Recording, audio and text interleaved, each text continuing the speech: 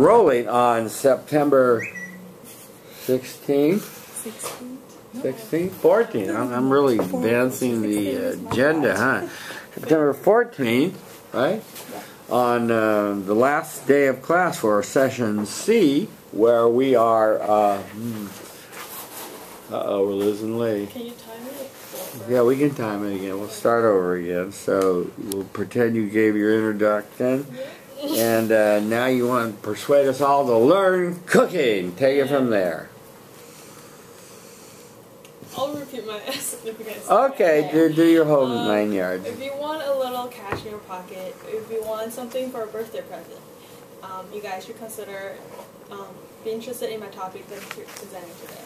So, the first reason that you guys may be interested in getting this topic is because learning cooking and cooking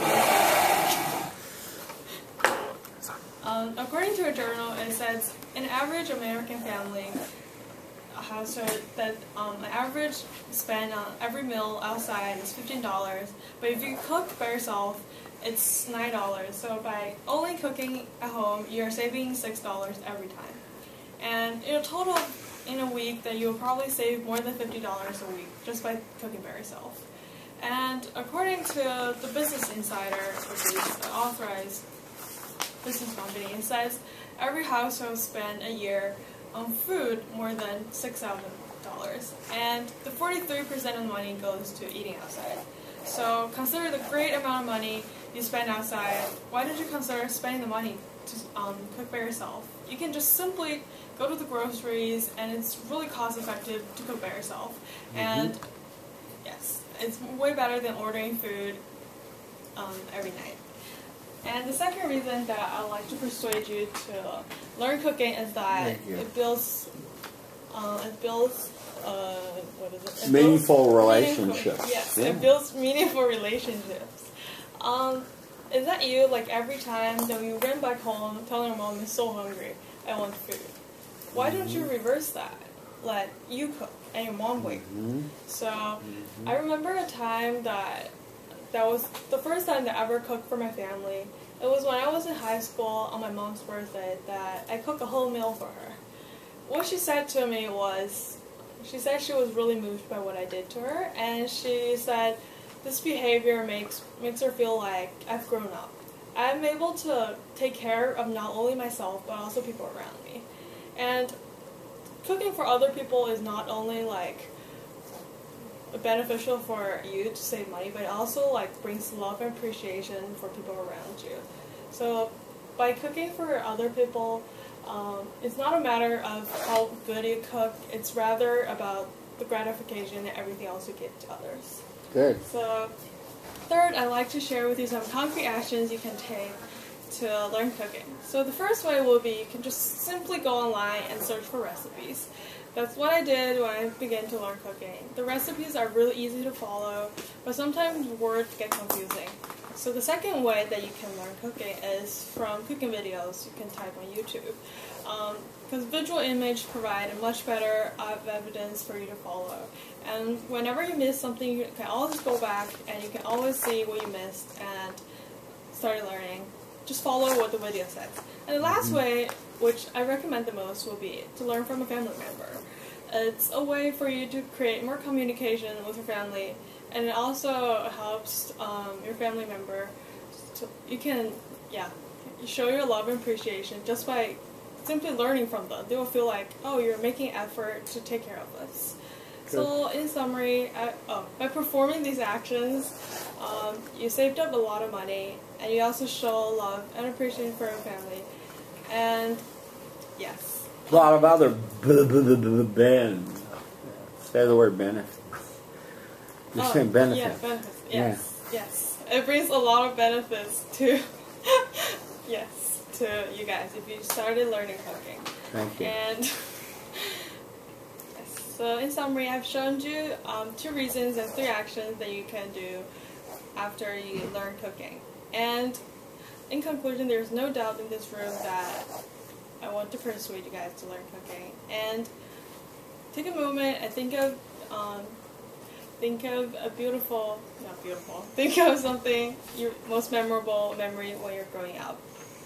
It is still me in the kitchen watching my mom cook, but when I grow up things change. It now becomes my mom sitting outside in the dining room, and I become the one standing in the kitchen cooking for things, and she's the one waiting for me to get everything prepared. Thank you. Thank you. Very nice. What'd you like? 541. 541. Okay, good. So you had a lot to say about cooking. Okay. What'd you like? Hi, I'm Faye. Hi, Faye. I really like your speech. It's very warm and it's beginning from a very good dream. Is I can get your point that because I always want to do that. It's very fluently and very naturally this time, but maybe something break your man, but it's okay. Someone what? What do you say about it's okay? What was the criticism or help? Maybe sometimes she forgets. Oh, she didn't remember all the picture. Okay, improvement. Hi, I'm Korkot. Hi, Korkot. You didn't have a lot of tone variety or emphasis on certain things, but overall, I like the speech. Okay, yeah. Judy, yeah, good speech. We've got plenty of battery now. It was a good speech, well conceived, well thought out, and I thought your personal story really sold it the most. So you started off with having people go back to their memory bank and remember good old mom cooking, and hopefully most people had a mom and did cook for them or something. Hopefully, you never know in this day and age, but yeah, so that was okay. Learn cooking, and the only other thing I would have said, you see cash in your pockets, and the practical thing about your speed points is the practical thing about when you go away to college, and you don't live in the dorm all the time, and you don't want to live on, microwaved ramen soups and, frozen food all the time, so you want to learn to cook some good stuff occasionally. Your secret could have been a little better like that. You were heavy with your research, which was really good. You had a lot of it, including the business inside, about just how much we waste or spend eating out and how that could be saved cooking at home. Now, part of it is the time element, but it was a good, dimension. And it was well documented. So you learned how to make an argument from authority. My only suggestion, I know she wrote in 217, but you didn't always say the dates every time, and that gives it credibility because it's recent, Judy. Remember to say, I'm a business insider in 2017. See? And then your second reason I thought was your best one, where you said more meaningful relationship, and you talked about the role reversal where you went home and said, Mom, let me cook a dinner for you, and that was very touching and very nice. And, she said that she told people that she felt that you had sort of become a woman and that you could take care of yourself, and that she felt good about that, and she liked what you cooked, even if you did burn the macaroni or whatever, but she didn't say anything. But, she felt good about it. And that was good.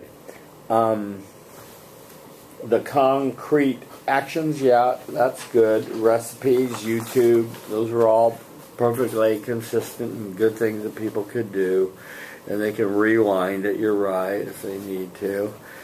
I like to learn from your family too, because that's a part of an oral tradition that should be handed down. And it's not just mothers. My grandfather was an amazing cook, and I learned to make the most amazing potato soup from him. And so it's not just men, but women, aunts and uncles that have special recipes and stuff. I was trying to get you and everybody to say benefits, benefits. Summary, conclusion, title. Your kanais, vary your intonation, walk properly, and have better eye contact. How'd it go? I did use a lot of variation intonations, but I tried to make more eye contact. Yeah. I think I did better this time, You and did. I walked more purposefully this time compared with last week. Yes, you did. Now, what are we going to do? How are we going to help you with this intonation and vocal variety? I don't know. Yeah. Well, let me just say this last thing I'm going to say to you. I'm not going to have a chance to talk to you again. You got to do something about just the sameness of your tone because it's undercutting your effectiveness. I don't give a damn how good your arguments were. If you're the same, you're going to lull people to sleep. So you got to yellow words and practice when you ask questions to emphasize key words and practice a vocal variety. Okay. Thank you, Judy. Okay. Okay. Next, I guess Lee won, huh? Are you leaving? No, I just want to go to the restroom. Oh, she needs to rest. Okay, it's time for Lee. Okay. So long, Cot. Take care.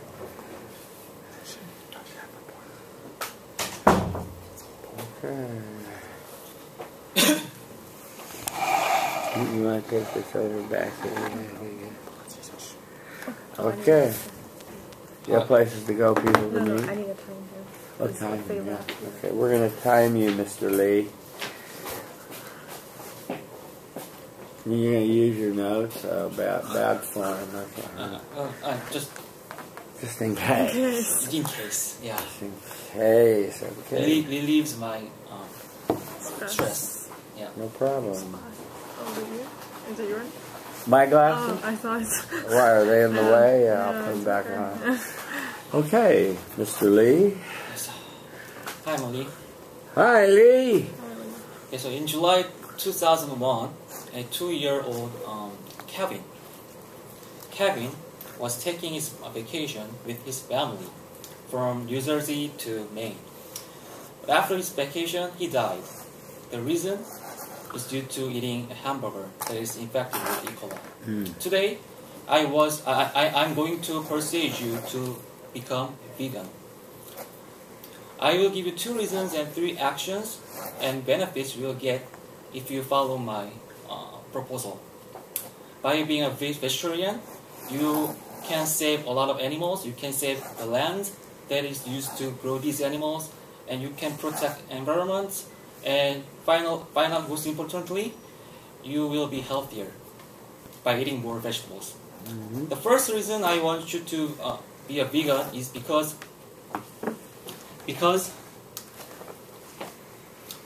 animals are abused. Let me give you an example of chickens. In the United States, 9 billion chickens are slaughtered every year. And this huge number is not the problem. The problem is how our system treats these chickens. Today, chickens are raised and slaughtered in half time they are 50 years ago. They are genetically, because people want more white meat. They are genetically and chemically modified to have large breasts, which makes them unable to walk. And they never see sunlight because sunlight prevents their rapid growth. And a typical chicken house measures 500 feet times 50 feet. If you can do and it holds more than 30,000 chickens. If you can do the math, just imagine that you are growing hundreds of chickens in your room. Definitely you cannot breathe because of the ammonia. The chemicals comes from their droppings. And chickens can never be healthy. And they will get a lot of diseases. And you're going to use a lot of antibiotics. that will eventually harm your health as well. Good. And moreover, in the United States, we don't have any law that protects chickens' pain. I mean, we don't. Unlike mammals, they don't need to be stunned before they are killed. So companies they don't much care about their pain.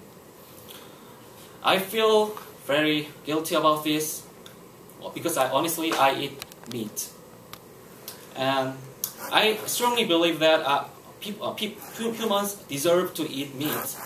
But I also strongly believe that we never deserve to abuse animal.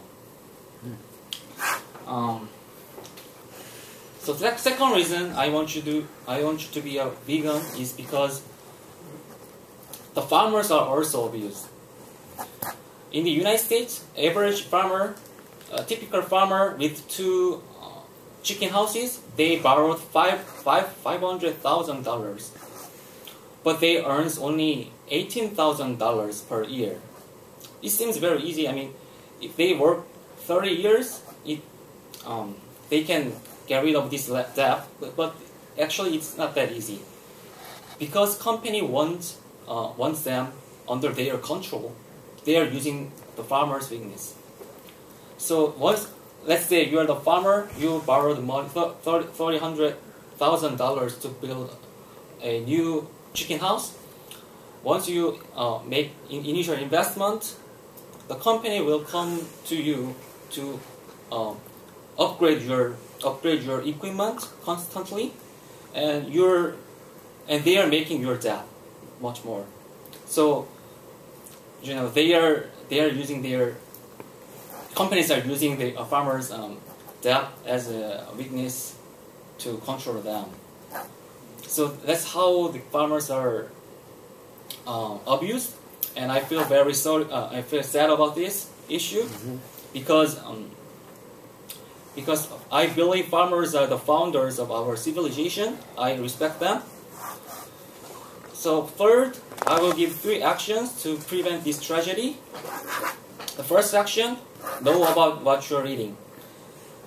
Today, companies are monopolized and they have centralized power to hide what they are doing. I mean, they are spending a lot of money to hire lawyers to not to label something like GMOs or cloned animals, because they don't want you to know what we want, what they are doing, because otherwise we are not gonna buy their products. Second action: buy more organic and local food. You are the voter, actually. You have the power to change this problem. You are actually voting for the product at the supermarket. It is expensive, I know, but it is worth it. Third action: try to be a vegan for a few days, for some days each week.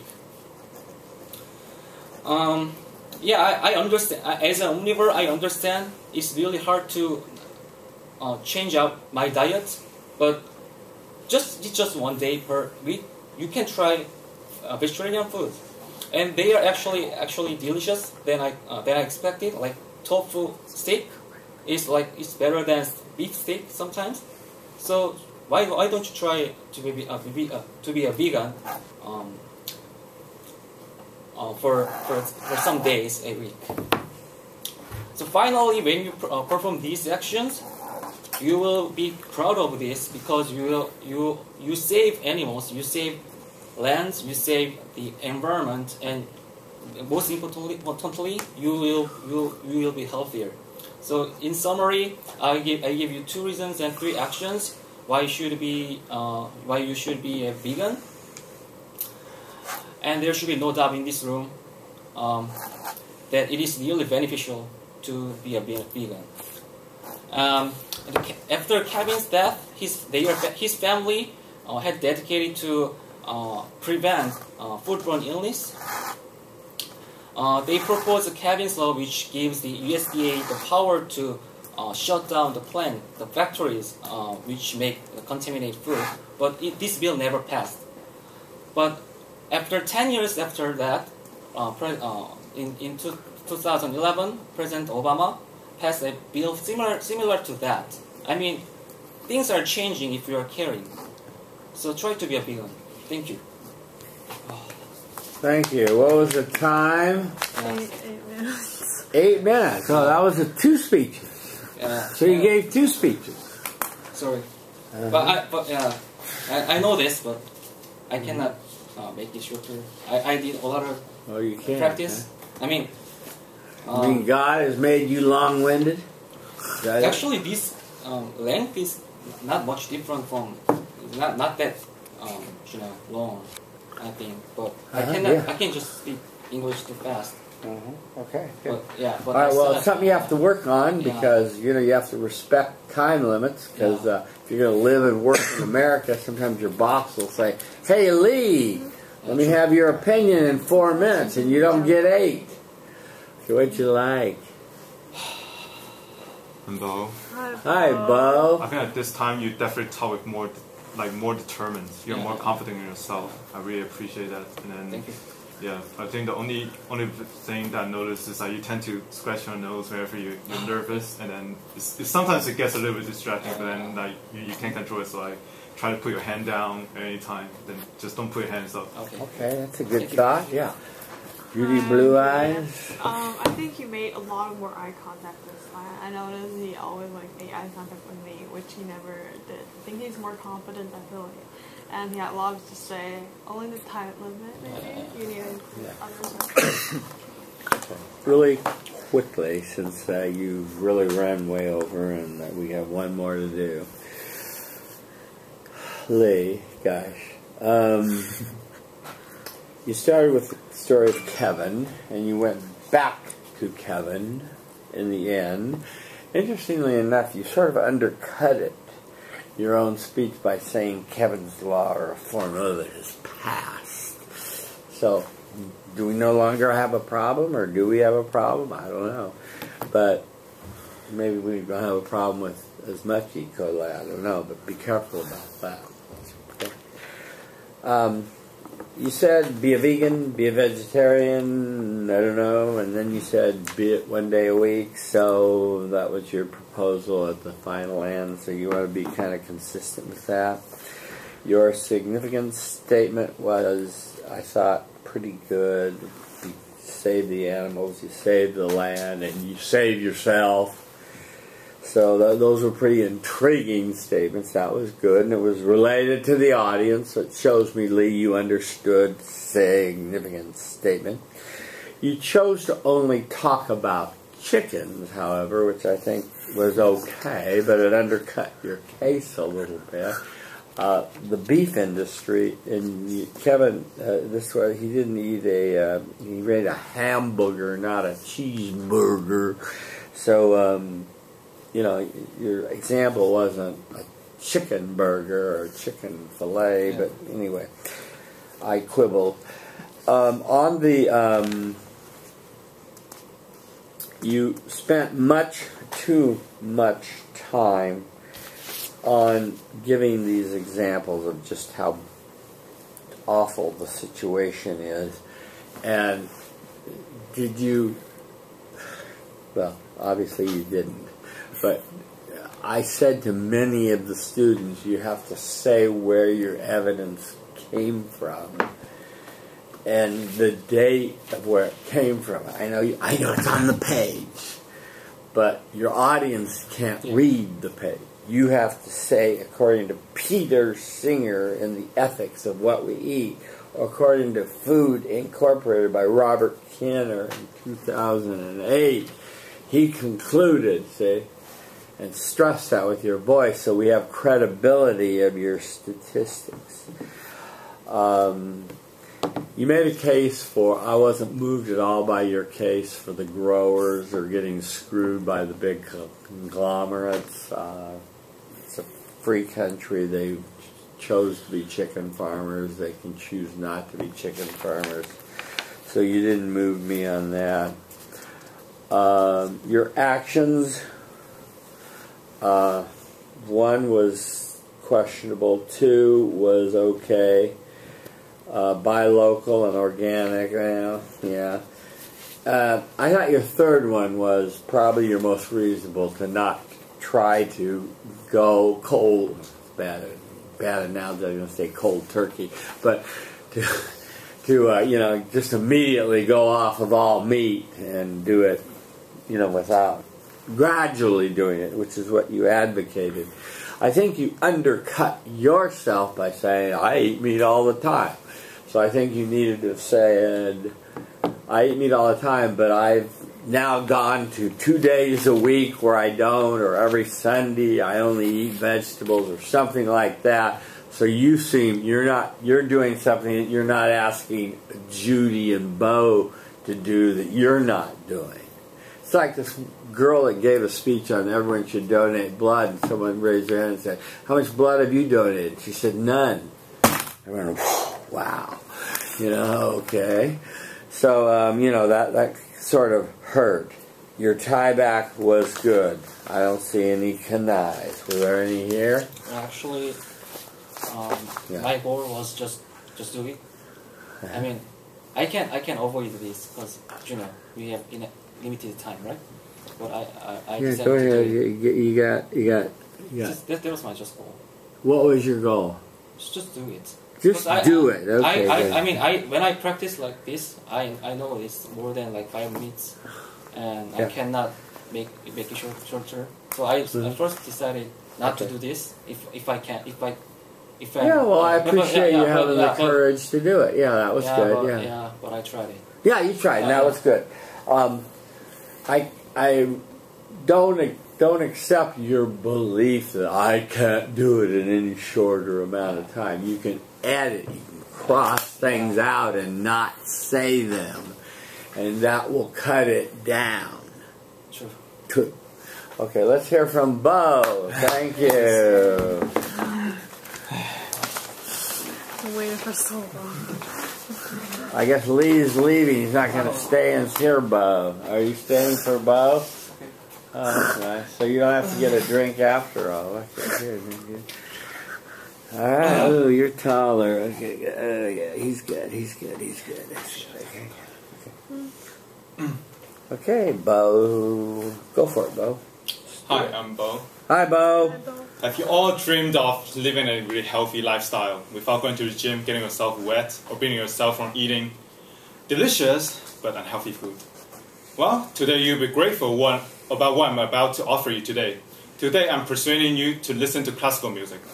There are 2 reasons behind it, and I encourage you to take actions, and I will tell you the benefits after, if you adopt my proposal. A quote from Albert Einstein, he said, I know the most joy that comes from my life that comes to me is from my violin. Most people think classical music is this form of high art that only the insiders will understand and appreciate it. In fact, I don't consider Einstein is an insider or any form of like professional artist, but then he benefits from listening to classical music and playing it. So today I want you all to join my journal to classical music, and you'll be amazed how it can benefit you physically and mentally. First, as I mentioned above, classical music will benefit your physical health. And my support for this is a study that published in Journal of Healthy Psychology in 2004. The study found that the participants who listen to classical music has significant lower blood pressure level than those who don't. And the exact number is 8.2 milliliter. Although I'm not sure about what's the scientific expression of this, but I'm sure when the psychologists say a significant amount of it, that means it actually contributes to your health.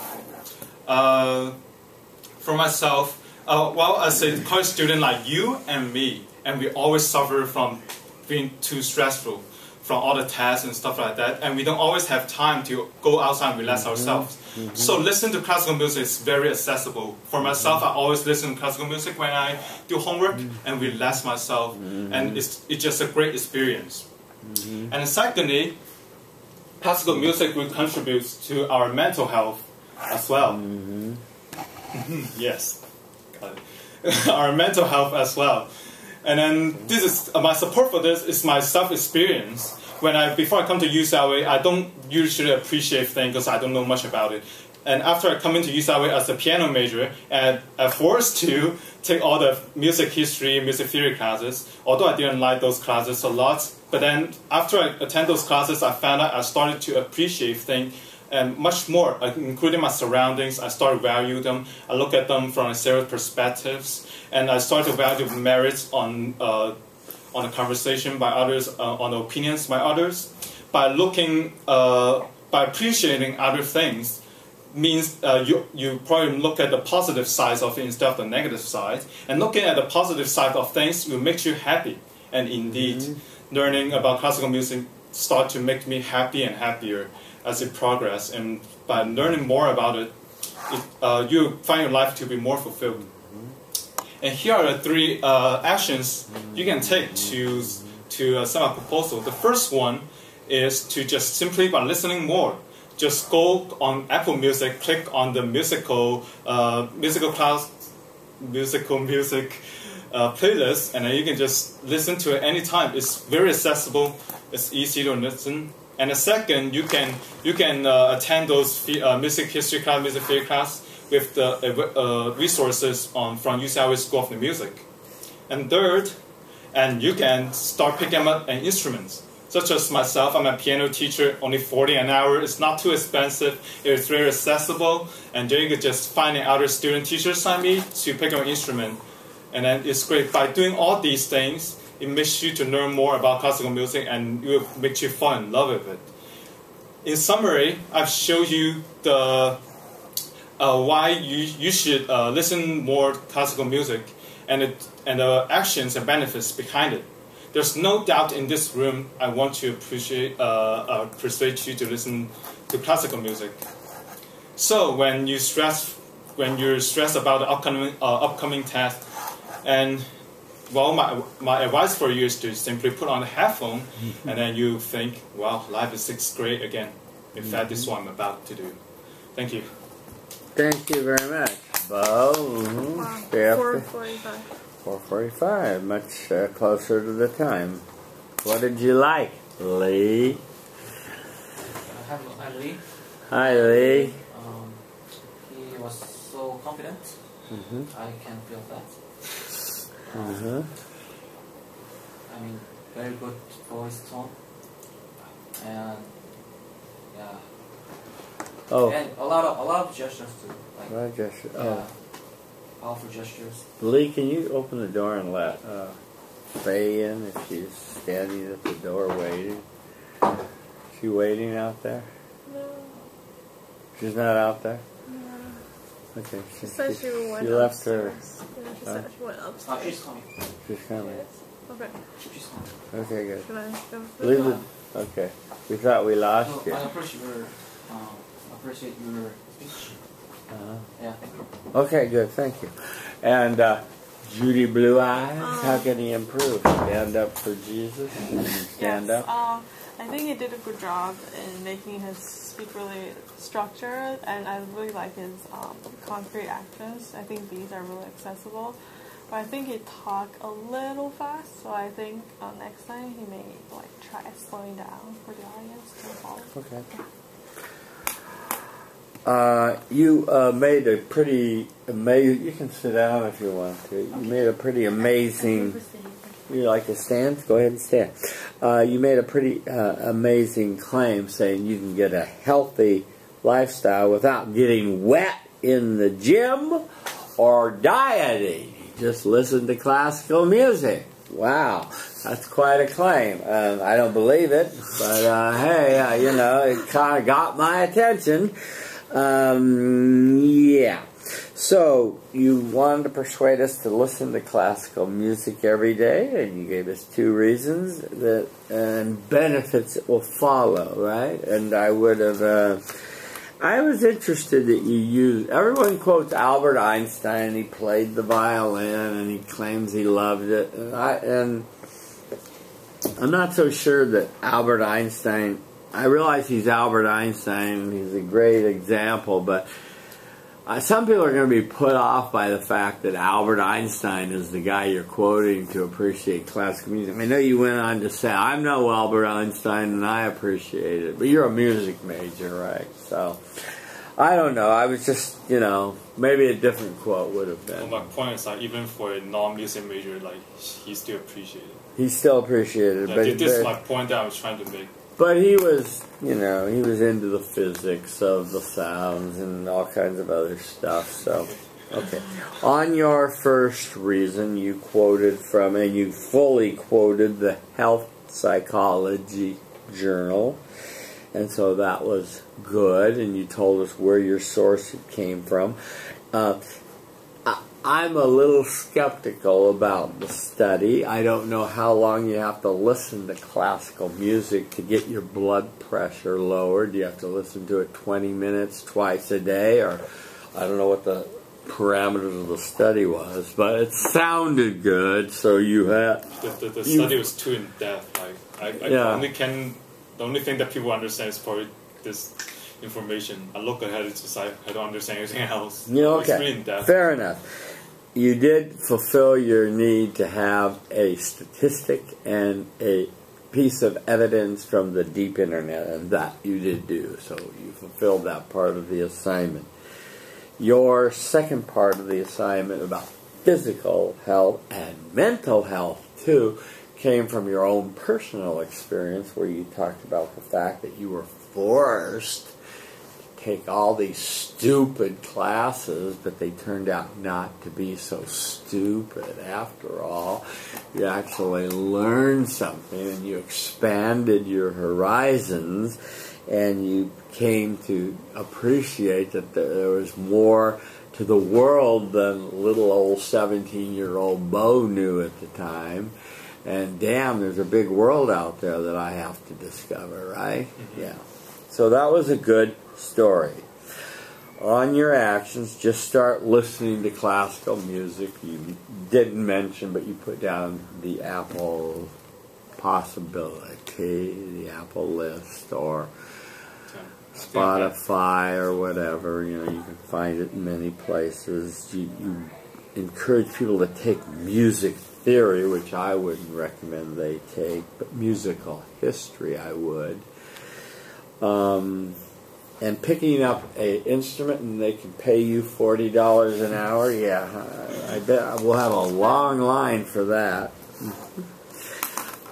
Your summary, conclusion, and tieback were all fine. You said, talk clearly, stay in the power stance, not stand, stance, and don't go overtime. How'd it go? Well, I think I did better on time management this time. Yes, you did. Yeah. Uh-huh. And I tried to stand confident, like stay in the power position by. I think I did a little bit better, but not significantly better. But yeah, you did better. I did improve a little bit. You did better, and you delivered it extemporaneously, which I liked. So that was good. So good job, Bob. Okay, and our work is completed. Thank you very much for staying after and hearing it done. Now, what is this? Oh, who is this? Michelle. Oh, what's her? Oh, yeah, Michelle's. Oh, what's her story? She hasn't done it, right? Yeah, she left. Oh, so this is not delivered average?